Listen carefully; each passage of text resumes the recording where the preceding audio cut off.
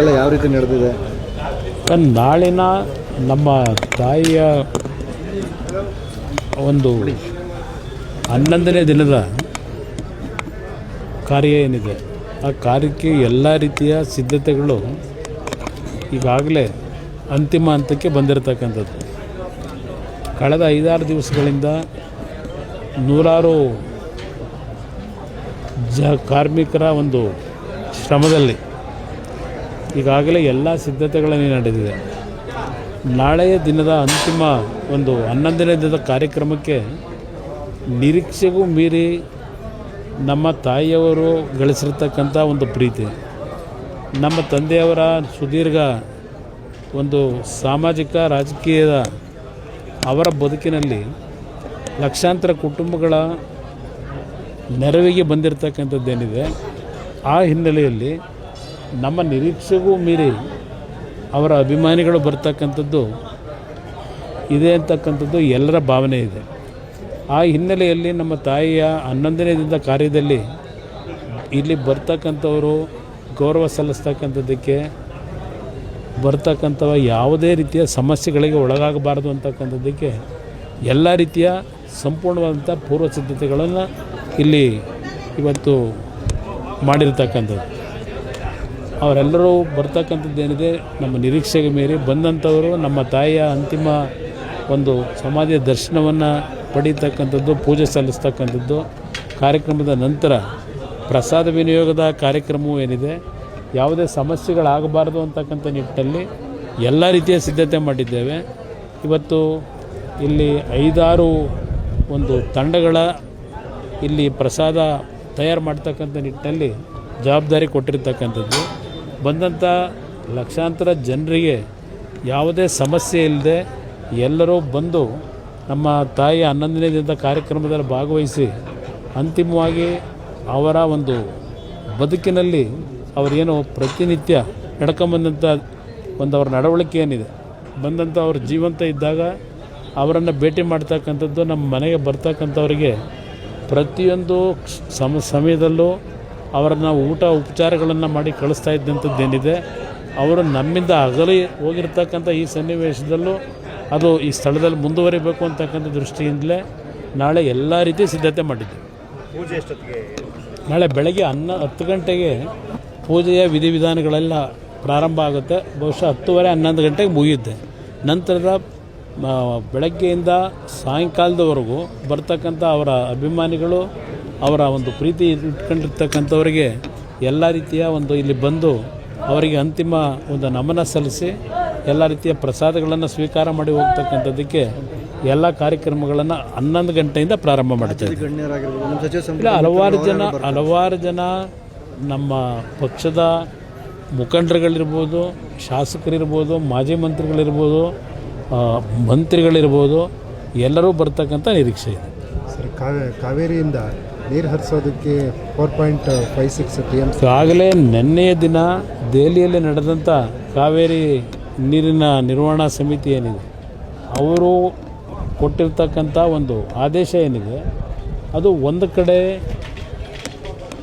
ಆ ಆದೇಶ ನಮ್ಮ ನಾಡಿನ ರೈತರಿಗೆ, ಅದ್ರ ಜೊತೆಗೆ ನಮಗೆ ಕುಡಿಯೋ ನೀರಿನ ಸಮಸ್ಯೆಗಳು ಮುಂದಿನ ದಿನಗಳಲ್ಲಿ ಮತ್ತೆ ಮಳೆ ಆಗದೇ ಇದ್ದರೆ ಸಂಪೂರ್ಣವಾಗಿ ನಮ್ಮ ರಾಜ್ಯದ ಜನತೆಯ ಪಾಲಿಗೆ ಅದು ಒಂದು ರೀತಿಯ ಮಾರಣ ಹೋಮ ಆಗ್ತಕ್ಕಂಥದ್ದು. ನಮ್ಮ ರೈತರು ಈಗಾಗಲೇ ಬರಗಾಲಕ್ಕೆ ತುತ್ತಾಗಿ ಬೆಳೆದಂಥ ಬೆಳೆಗಳು ನಾಶ ಆಗಿದೆ, ಬಿತ್ತನೆ ಮಾಡಿದಂಥದ್ದು ಪೈರೇ ಹೊಡೆಯಲಿಲ್ಲ. ಇವತ್ತು ಆ ರೀತಿಯ ಒಂದು ಪರಿಸ್ಥಿತಿಯಲ್ಲಿರ್ತಕ್ಕಂಥ ಸನ್ನಿವೇಶದಲ್ಲಿ ಇವತ್ತಿನ ಈ ತೀರ್ಪು ಅವೈಜ್ಞಾನಿಕವಾದಂಥದ್ದು ಮತ್ತು ನಮ್ಮ ನಾಡಿನ ಜನತೆಗೆ ಒಂದು ಮಾರಕವಾದಂಥ ಒಂದು ತೀರ್ಮಾನಗಳಾಗಿದೆ.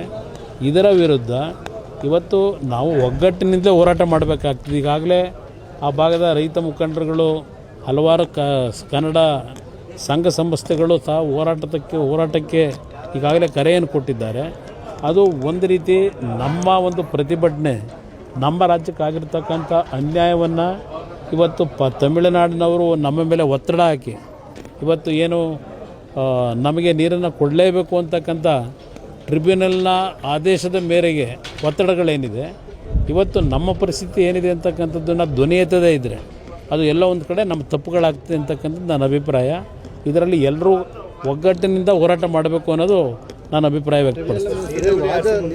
ಇಲ್ಲಿ ವಾದಕ್ಕಿಂತ ಹೆಚ್ಚಾಗಿ ಕಳೆದ ಬಾರಿ 3 ಬಾರಿ KRSನ ಡ್ಯಾಮ್ ತುಂಬಿದಂಥದ್ದು, ನಮ್ಮ ಕಾವೇರಿ ಕಣಿವೆ ಭಾಗದಲ್ಲಿ 3 ಬಾರಿ ನಮ್ಮ ಜಲಾಶಯಗಳು ತುಂಬಿದಂಥದ್ದೇನಿದೆ, ಆ ಸಂದರ್ಭದಲ್ಲಿ ಆ ಒಂದು ನೀರನ್ನು ನಮ್ಮ ರಾಜ್ಯದಲ್ಲಿ ನಮ್ಮ ಭಾಗದಲ್ಲಿರ್ತಕ್ಕಂಥ ಕೆರೆಕಟ್ಟೆಗಳನ್ನು ತುಂಬಿಸ್ತಕ್ಕಂಥದ್ದಕ್ಕೆ ಸ್ವಲ್ಪ ಮೊದಲೇ ನಾವು ಪ್ರಿಕಾಷನರಿ ಮೆಜರ್ಸ್ ತಗೊಂಡು ನಮ್ಮ ನೀರಾವರಿಯ ಇಲಾಖೆ ಅಧಿಕಾರಿಗಳು ಸರಿಯಾದ ರೀತಿ ಕ್ರಮ ವಹಿಸಿದರೆ, ಸರ್ಕಾರ ಕ್ರಮ ವಹಿಸಿದರೆ ಇನ್ನೂ ಕೆರೆಕಟ್ಟೆಗಳಲ್ಲಿ ನೀರನ್ನು ಇಟ್ಕೊಳ್ಳಿಕ್ಕೆ ಅವಕಾಶಗಳಿತ್ತು.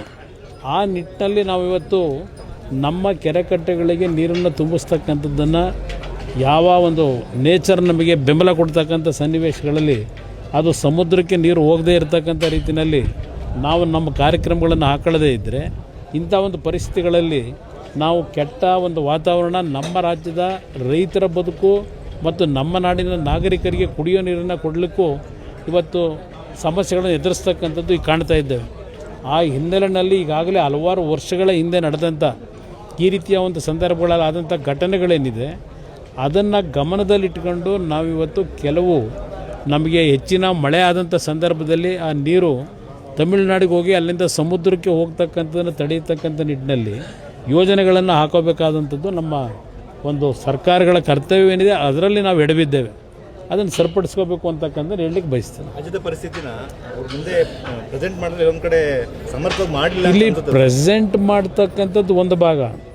ಈಗ ನಮ್ಮ ಅಧಿಕಾರಿಗಳು ಇಲ್ಲ ನಮ್ಮ ವಕೀಲರುಗಳು ಪ್ರೆಸೆಂಟ್ ಮಾಡಲಿಲ್ಲ ಅಂತಕ್ಕಂಥದ್ದು ನಾನು ಹೇಳಲಿಕ್ಕೆ ಹೋಗೋದಿಲ್ಲ. ಆದರೆ ನಾನು ಏನು ಹೇಳ್ತಾ ಇದ್ದೇನೆ, ನಮಗೆ 10 ವರ್ಷದಲ್ಲಿ 5 ವರ್ಷ 6 ವರ್ಷ ಒಳ್ಳೆಯ ಮಳೆ ಆಗ್ತದೆ, ಒಂದು 3-4 ವರ್ಷ ಈ ರೀತಿಯ ಪರಿಸ್ಥಿತಿಗಳನ್ನು ಎದುರಿಸ್ತೀವಿ.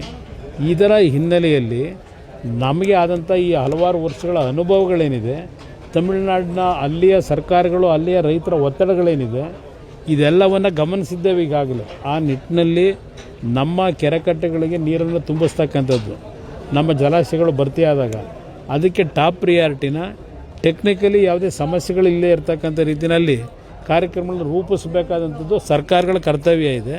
ಅದರಲ್ಲಿ ನಾವು ಸ್ವಲ್ಪ ಎಡವಿದ್ದೇವೆ ಅಂತಕ್ಕಂಥದ್ದು ಹೇಳಲಿಕ್ಕೆ ಬಯಸ್ತೀವಿ. ನಿಮ್ಮ ಅನುಭವದಲ್ಲಿ ಸರ್, ಈಗ ನೀರು ಬಿಡದಲ್ಲೇ ಮೇಲ್ಮನೆಗೆ ಹೋಗ್ಲಿಕ್ಕೆ ಅವಕಾಶಗಳಿದಾವೆ, ಕಾನೂನು ರೀತಿಯಲ್ಲಿ ನೋಡಿದ್ರೆ ಹೇಗೆ ಸರ್? ಇಲ್ಲ, ಕಷ್ಟ ಇದೆ. ಇವತ್ತು ನಾವು ಪ್ರಜಾಪ್ರಭುತ್ವದ ಈ ಒಂದು ಭಾರತದ ಚೌಕ ಇದೆ ವ್ಯವಸ್ಥೆಯಲ್ಲೇ ಇದ್ದೇವೆ.